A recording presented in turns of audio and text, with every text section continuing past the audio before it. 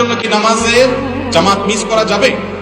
কাজের জন্য জামাতে নামাজ মিস করা যাবে কিভাবে ভাই? জামাতে নামাজ পড়া ওয়াজিব। আপনার যেই কাজের কারণে নামাজ পড়তে পারেন না, প্রয়োজনে সেই কাজ ত্যাগ করে দিবেন। আমাদের অনেক প্রবাসী ভাইরা প্রশ্ন করে, ভাই এমন কোম্পানি ডিউটি করে জুমা ছুটি দেয় না, সারা বছর একই সিস্টেম। আমি বলি, আপনাকে যদি আমি একটা ডিউটি দিয়ে বলি যে শুধু নিঃশ্বাস আটকে রাখতে হবে ডিউটির সময়, নিঃশ্বাস নেওয়া যাবে না, ছাড়া যাবে না, তোমাকে আমি এত লাখ টাকা বেতন দেবো, আপনি করবেন? যদি নিঃশ্বাসই আটকে রাখলে তো মরে যাবো, আমার বেতন দিয়ে কি করবো? ইমানদারের কাছে নামাজটা সেরকম, যে টাকা কামাই পরে নামাজ যদি পড়তে পারি আলহামদুলিল্লাহ, না হলে কোম্পানি চেঞ্জ, চাকরি চেঞ্জ।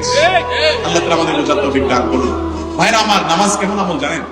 সকল আমলে শরীয়তে বিকল্প আছে, সকল আমলে। আপনি রোজা রাখতে পারছেন না, অসুস্থ, তাহলে কি ফাফিদিয়াতু তাআমু মিসকিন, ফিদিয়াতু তাআমু মিসকিন, সে মিসকিনকে খাদ্য দিবে।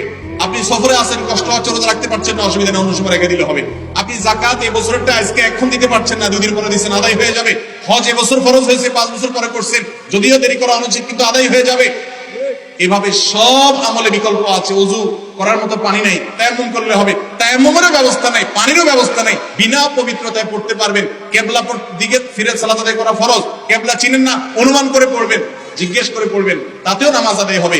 কিন্তু নামাজের কোনো বিকল্প নাই।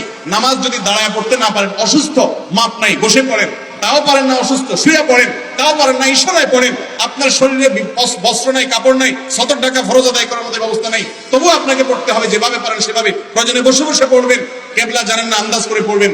নামাজ মাফ নাই ভাই, যে নামাজ পড়ে না। ওমর রাদিয়াল্লাহু আনহু বলেছেন, লা হাজ্জা ফিল ইসলামি লিমান তারাকাস সালাহ, যে ব্যক্তি নামাজ ত্যাগ করে, ইসলামে তার কোনো হিস্সা নাই, তার কোনো অংশ নাই। কোরআনে আল্লাহ বলেছেন, ফাইন আকামুস সালাহ ফাইন তাবু ওয়া আকামুস সালাহ ওয়া আতাউজ যাকাত ফাইখওয়ানুকুম ফিদ্দীন, যদি অমুসলিমরা তওবা করে ফিরে আসে, নামাজ কায়েম করে, যাকাত দেয়, তাহলে তোমার ধর্মের ভাই। তার মানে যে নামাজ পড়ে না ইচ্ছাকৃত ঠান্ডা মাথায়, সে আমার ধর্মের ভাই হতে পারে।